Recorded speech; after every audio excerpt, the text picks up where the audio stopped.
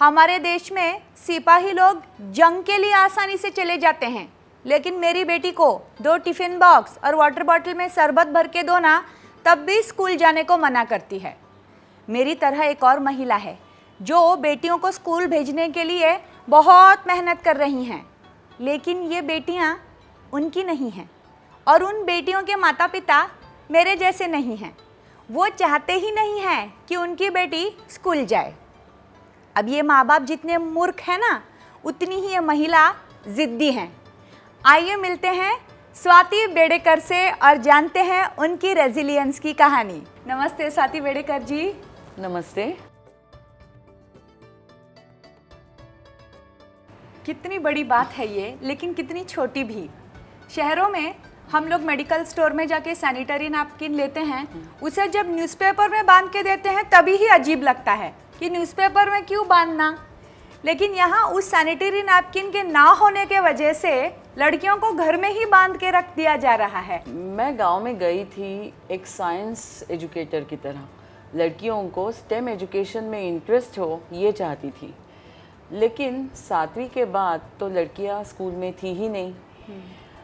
अब ये तो सोचने की बात है कि वो क्यों नहीं आती।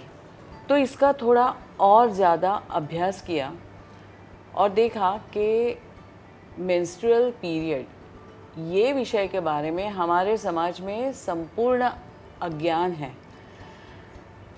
पुरुष स्त्री दोनों के बीच में संपूर्ण अज्ञान है। खास करके पुरुष, दे आर वेरी इंडिफरेंट। वो सोचते हैं ये औरतों का प्रॉब्लम है, वो संभाल लेगी। इसकी वजह से एक बहुत बड़ा अन्याय होता है और वो सिर्फ लड़कियों पर होता है। उन्हें अपना शिक्षण एक साफ सुथरी सुरक्षा ना मिलने के कारण छोड़ देना पड़ता है। इसके लिए करना ऐसा था कि एक अवेयरनेस समाज में फैलाना ज़रूरी था और एक अफोर्डेबल एक्सेस वो सारी लड़कियों को देना ज़रूरी था, जिसकी वजह से वो स्कूल आ पाए। सर्व शिक्षा अभियान के आंकड़े कहते हैं कि जहाँ जहाँ सखी कार्यरत है वहाँ वहाँ लड़कियों का ड्रॉप आउट रेट बहुत कम हो गया है। वाह वाह। आपको किस तरह की परेशानियाँ हुई?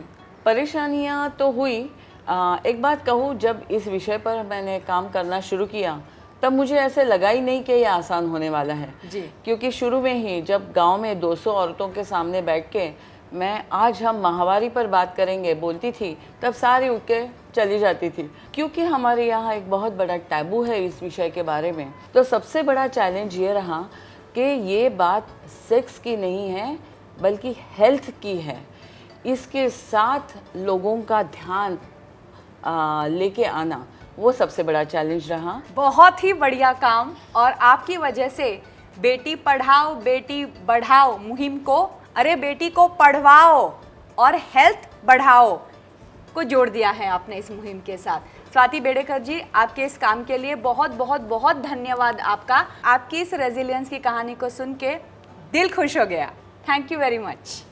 Thank you. ऐसे ही रेजिलियंट फाइटर्स की स्टोरीज मैं आपके लिए लेकर आऊंगी, क्योंकि ये कहानी लाखों में एक नहीं, लाखों की है। तो अपनी कहानी हमें सुनाएं कमेंट सेक्शन में।